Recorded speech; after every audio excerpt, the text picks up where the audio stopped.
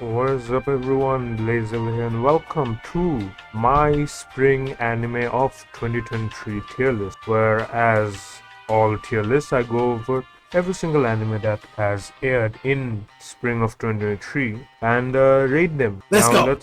Now probably by the time this episode comes out, my Gintama episode is also out. If not, then well, you have something to look forward to. I did a surface level explanation on Gintama, the anime. Comment all of the stuff you disagree with or agree with me in the comments. And if you want to, you can subscribe. I'm trying to get to 100 subscribers by the end of the year. We're at 80 so far.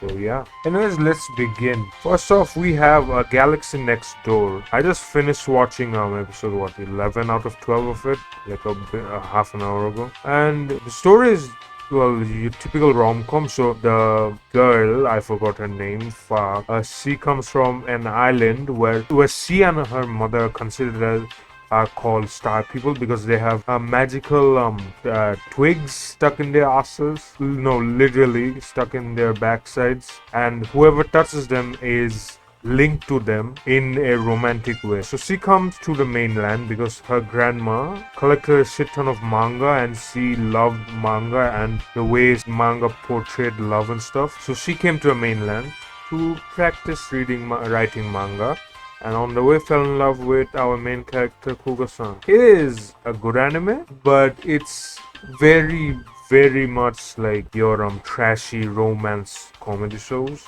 So overall, it's probably a B tier for me. It was now. I love my trashy romance anime. It wasn't bad. Though my first impressions when I just watched the trailer was that the girl in question, the blonde chick, not her mom, was like a MILF or like an older woman. That was a lie and a half. But still, it was enjoyable. Solid 7 out of 10, I guess. 7 or 8 out of 10 for me. We also have Who Cares, as in stuff I have not watched. Birdie song. Alright. Okay. I can fully talk about Demon Slayer now. Demon Slayer season 3 literally yesterday just ended. The final 1 hour episode came out. God damn. Studio UFO table just wait. I thought with the entertainment district arc, they had like set a high or they set a brand new roof. Come the new season, they set a brand new high on animation. I'm like, how do you go past perfect? But then season 3 comes along and then the final episode absolutely it makes me cream in my pants. The animation, oh my lord. In terms of like this anime season, it's one of probably the best anime. And since I'm a shonen fuckboy, then obviously Demon Slayer is going to S tier. Doctor Stone season 3 without question S tier. Like, what can I say? It's Doctor Stone season 3. The ending of it was absolutely fantastic. Also, I'm a huge chem nerd. Of course, I love Dr. Stone. Eden Zero Season 2. Now, Eden Zero is very much like Fairy Tail because they have the same Reddit.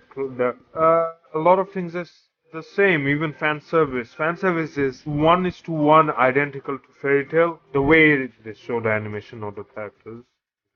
But still, even that's similar. Season 2 was definitely a step up, whereas Season 1 I would give like a low C, high D tier. Season 2 would be a high C, very low B tier. Like giving it a B would be kind of disrespectful to a Galaxy Next Door. But it did improve. Not a whole lot, but it did improve. Currently in the anime we are like it's not Fairy Tail 1:1 in terms of everything. Like the power of friendship and all that bullshit.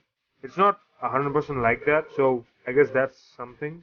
The main character Shiki and the main cast have some development, some. I'm definitely not hoping real hard right now. Overall, it's still a C tier, very low B tier, but I'm not giving it a B tier. Hell's Paradise. I mean, without question, it's S tier without question. Like, as I'm saying, this is one of the best anime currently airing. If I could choose one, Hell's Paradise would probably be the winner. I know Doctor Stone and Demon Slayer are up here as well, but Hell's Paradise would probably win like anime of the season for me. There are other entries here, but Hell's Paradise is just damn. It hit different. Mappa did an amazing job from episode one in airing, animating it. The story and the world is fantastic. I absolutely love the cast. Gabi Maru Yasuha, the Asaemon. My love life with Yamada at level 999. It's a romance anime, but it's more on the feel side of things. It's very much a warm, wholesome vibes. So yeah, it's a good in terms of romance. It's good, I guess. It's the romance anime where it takes 12 episodes for the main character to confess their love to their crush, that sort of stuff. But it is what it is. With romance anime, if you watch them weekly on the air, it doesn't feel as bad as when you watch it on not on the air. Then we have the One Punch Man of this season, Mashal, Magic and Muscles. For those of you who have watched One Punch Man, that is very much the vibes Mashal gives off. As in like a overpowered main character who's so overpowered that it's just funny. Like Saitama. Like Saitama's gonna win, but how he's gonna win is gonna be hilarious. And Mash Brown Dead, the main character of Mashal, is exactly One Punch Man. And I freaking love One Punch Man, but obviously it's not directly One Punch Man. In simplest terms, it would be One Punch Man x Hogwarts. If One Punch Man and Harry Potter had a kid, that's Mashal, which sounds very good to me. As I'm someone, I first of all don't really watch movies, and in terms of movie trilogy that I've completed, Harry Potter is the first one. So I freaking love Harry Potter, and I love One Punch Man. So solid 8 here for me. It's not like the GOAT or anything like that. It's very much enjoyable, but it's not like the greatest thing at all. Then we have Konosuba, a wonderful explosion in God's world. Again, without do I need to say anything? Why I give it 8 here? Why I'm giving it an 8 here? It's Konosuba. Come on. There's no question. Konosuba, the comedy just hits different. It's also built different. Okay, we have found our first D-tier. My one-hit kill sister. Let's put this here before anything else. So if the name didn't raise warning signs on your head, our main character Asahi, I think, gets isekai. Great, it's an isekai, of course, with his sister, who is a brocon. So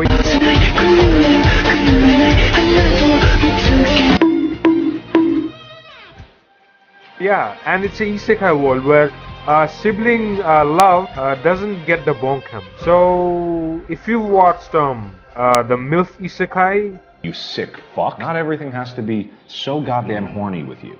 it is very much similar to that. Do I need to say why it's in the D tier? Oshinoko, or in English, My Star. Obviously, this would go to S tier, right? Of course, it's Oshinoko, for fuck's sake. It has been making headlines. Whether it be good or bad, Oshinoko would be an S tier. If you know, I actually watched it. Yes, I have not watched a single episode of Oshinoko. Even though my exam's over, I was thinking of binge watching it. How can I explain this? It's like if it's an airing anime that I haven't started, and it's like hyped so much by the internet. Like I remember episode 1 of Oshinoko came out, every single anime related short or video would just be Oshinoko. Oh my lord, like it was so hyped to the point where the excess hype from the internet killed my hype for watching the anime. I know if I watch Oshinoko, it's going to be a solid 10 out of 10 for me. Like if I watched even episode 1 and came back to this, I would easily put this in an S tier. I know that, but I haven't. So yeah, it is what it is. Next up we have, sometimes I look at just normal anime made by a unknown studio or a studio I'm not really that into, like Mappa or Ufotable or something like that. And then they produce animation as excellent as this, like My Life with Yamada-kun at level 999 was a heavy feel vibe anime. This anime is just that, but times 100. And plus, I absolutely love the main character's dynamic. So the main character, Kyo, was an introvert who could not talk to people, who would read murder books, and his first murder victim was the most popular girl in class, Yamada. It starts off as just that, an introvert with murder fetish and stuff like that, weird stuff. And it slowly but surely progresses to the both of them being friends, hanging out, and Kyo finally accepting his path. The final episode, it explored why our main character is like this, why he's an introvert, why he thinks being with the most popular girl is going to get him wrecked, is going to lower her reputation, stuff like that. All of a sudden, this entire 12 episodes, all of these 12 episodes come full circle and make sense. He's not introverted because he like doesn't know how to communicate. He's introverted because the friends he had, he tried to be friends with them as long as possible. He tried to be with them as much as possible. He chased after them, but in the end, he lost them. And then Yamada came and took on that role as a good friend. The final episode where Kyo hugs Yamada and Kyo hug outside the school, on the side or back, wherever, and he says thank you to her. That was him accepting who he was, and also finding someone who accepts him for him, an introvert who reads manga trilogies, not other people who look at him reading murder case studies, and are grossed out by him. No, C doesn't care. C still wants to be his friend. And it did hit different. Good lord. The final episode, like, it made me tear up. If not for the final episode, it would have probably been like high B, low A. But after that, episode 12, like, episode 12 came out and I was like, oh, there's another episode, right? Right? Then I look at Mal, 12 out of 12. I am definitely, if I'm going to read any manga from this tier list, it's definitely going to be The Dangers in My Heart. Just because, like, I want to see the both of them get together, for fuck's sake. I want to see Kyo grow up, become an adult with her life, all of that. Hell yes. Alright, we are down to the final 4 anime. Okay, you know what? I think I'm going to address the worst one here. Okay, this anime, whatever its name is. Hold up. We are making a brand new arrow below. This is your color. F, you need to drop here and I need to change your color. You dark blue and you look exactly the same. Alright, there we go. The proper tier list. This anime, the name is on screen right now as shows the image. Episode 1 gave me hope. Episode 1 gave me hope that it will not be your typical isekai bullshit. The animation also gave me hope. If you don't know, this anime is animated by the same studio who did Swama Spider So What and 2016 Berserk. Let that sink in. And then the ending of episode 2 took away the animation hope. And then 2 episodes after that, the story hope was all gone. This is by far the worst anime I've seen this season. Like, if you're an isekai fuckboy, then you'll probably really watch this and hate on it as well. I hate this. Next up, we have Megumi no Terrace, a goddess of terrace, terraria, something. It's something, okay? It is, the anime is, the main character's grandma dies. Grandma runs a coffee store or a cafe, sorry. He goes in, he sees 5 naked women in their underwear or bare naked, gets beaten up, learns that these 5 girls are the workers in the cafe. They live in workers, sorry. By episode 4, all of them, one of them falls in love with him. And now currently, whatever episode it is, nearly all of them fallen. Like 3 out of 5 of them fall in love with him. So what is this anime? It's quintessential quintuplets, modern, but even 50 times more horny. I like the main character who, like, for like the first good chunk of it has Giga Chat behavior. But then when one of the girls more or less confesses to him, he becomes your average romance or main character. Next up, we have another S tier. Let's go. Tonikawa season 2. God damn, this is just, they're so cute. Tsukasa and Nasakuna are just so cute. Season 2 just slaps. The story is fantastic. Like, you see some development in the character. Like, Tsukasa-chan now likes to tease her husband every chance she gets. I'm like, damn. I mean, it's Tonikawa. If you've watched it, you know this is a goated anime. The husband and wife synergy is excellent. And finally, oh my god, the forgotten anime. Kubo-san Won't Leave Me Alone. It is very much a vibe feel anime. Kubo-san did not air in spring of 2023. It aired before that, but it got delayed because of